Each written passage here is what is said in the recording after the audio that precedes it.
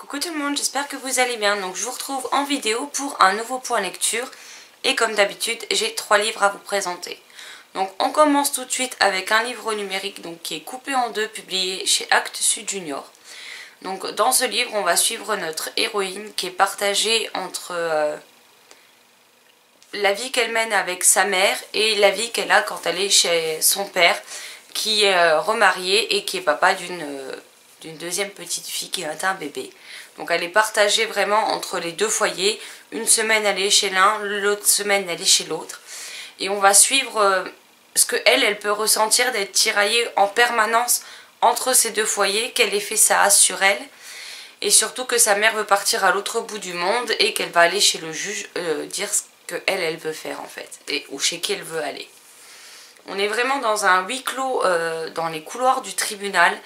On a des anecdotes, on voit les moments qu'elle passe avec sa mère, certains moments qu'elle passe avec son père, la complicité qu'elle a avec chacun, comment ça se passe quand ils sont chez eux, grâce à des passages où elle nous explique ce qui se passe. Et c'est vrai que c'est une atmosphère assez quand même oppressante. Alors j'avais lu le résumé, mais je pensais pas qu'on serait autant en huis clos que dans le tribunal en fait. Je m'attendais à ce qu'il y ait plus de choses. Et même si dans l'ensemble j'ai bien aimé, j'aurais aimé voir plus d'aspects un peu différents du tribunal, quitte à ce que le livre soit plus épais, puisqu'il fait même pas 100 pages, donc c'est vraiment très court. Et il y a des choses que j'aurais aimé savoir, il m'a manqué un petit quelque chose. Voilà. En tout cas, ma chronique est disponible sur le blog, donc n'hésitez pas à regarder la barre d'infos. Ensuite, j'ai lu un livre dont je vais rester très bref, parce que voilà, j'ai pas envie de... Comment dire ? De dire du mal du livre, de la maison d'édition ou de l'auteur, c'est pas le but. J'ai lu Le Lac des Cygnes, publié chez Magic Mirror Édition, que j'ai reçu en plus en service presse. Donc qu'on soit bien clair, il n'y aura pas de chronique sur le blog. J'ai envoyé un mail à la personne qui s'occupe des services presse pour lui expliquer la situation et en lui disant clairement que je ne ferai pas de chronique, à moins que, malgré les éléments que je lui donne, elle veuille quand même que je la rédige. Donc voilà. Dans ce livre, on suit donc une réécriture du Lac des Cygnes. Et mon plus gros problème, en fait, n'a rien à voir avec la maison d'édition, avec l'auteur ou quoi que ce soit. Il faut savoir que le Lac des Cygnes est un ballet mondialement connu, mais surtout un ballet russe à la base. Et que c'est une histoire que je ne connaissais pas, que j'avais très envie de découvrir. En plus, la couverture était juste divine. Et donc je me suis lancée dans l'histoire en me disant je vais découvrir une nouvelle histoire, ça va être chouette. Et malheureusement pour moi, je me suis rendu compte assez rapidement que cette histoire je la connaissais déjà. Alors que je ne l'ai pas lue, j'ai jamais vu le ballet plutôt.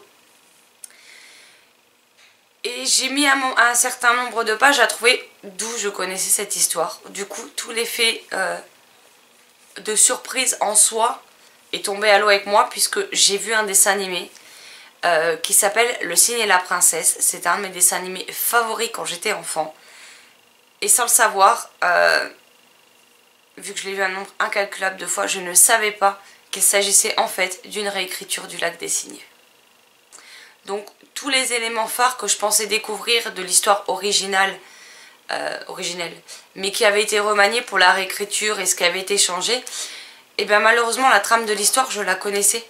Donc tous les moments qui auraient pu me surprendre ou quoi que ce soit sont retombés comme un soufflé. Je savais déjà à l'avance ce qui allait se passer. Et c'est en aucun cas la faute de la maison d'édition ou de l'auteur, hein, clairement. C'est juste que j'avais vu un dessin animé que j'adorais quand j'étais petite un nombre incalculable de fois. Et je ne savais pas du tout qu'il s'agissait d'une réécriture du Lac des Cygnes. Sinon, honnêtement, je l'aurais pas demandé en service presse si j'avais su ça précédemment. Donc du coup je suis désolée, mais si vous êtes comme moi et que vous avez vu le dessin animé, ne vous attendez pas à être énormément surprise sur la trame de fond ou de découvrir autre chose puisque c'est une réécriture déjà du Lac des Cygnes.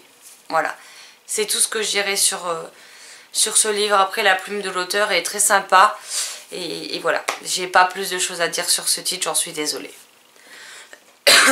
Et ensuite j'ai donc reçu et que j'ai pu lire, et dont ma chronique est disponible sur le blog, Angelika Vaarinen, donc enquête numéro 2, l'affaire de la licorne de N.M. Zimmerman, publié chez Flammarion Jeunesse.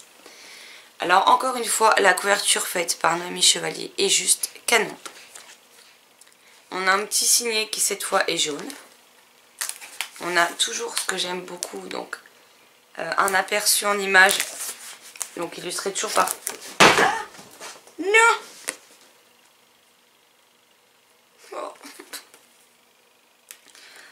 Illustré par Noémie Chevalier, donc c'est les portraits des personnages principaux. Donc la première page est comme ceci.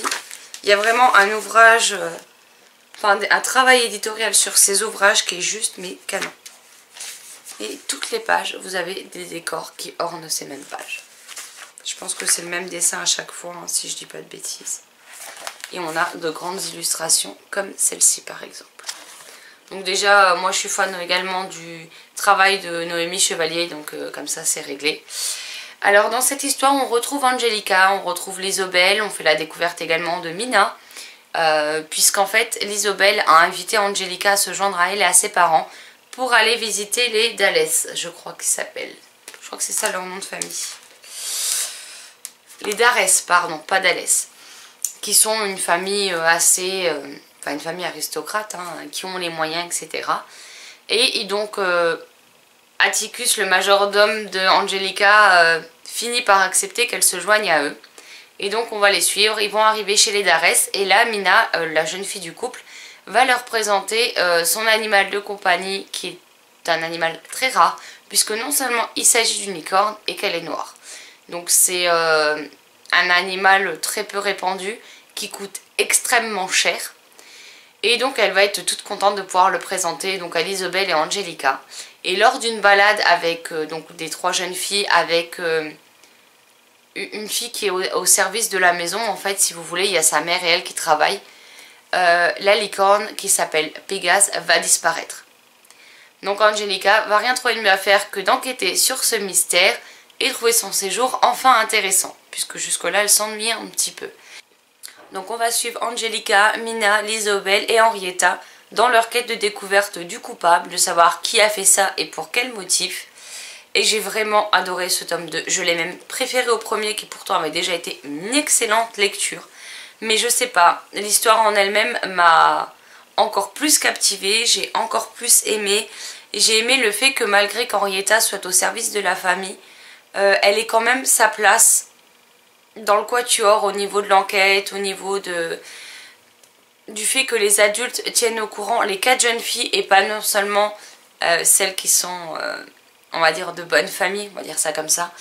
Et c'est vraiment une enquête, mais encore une fois...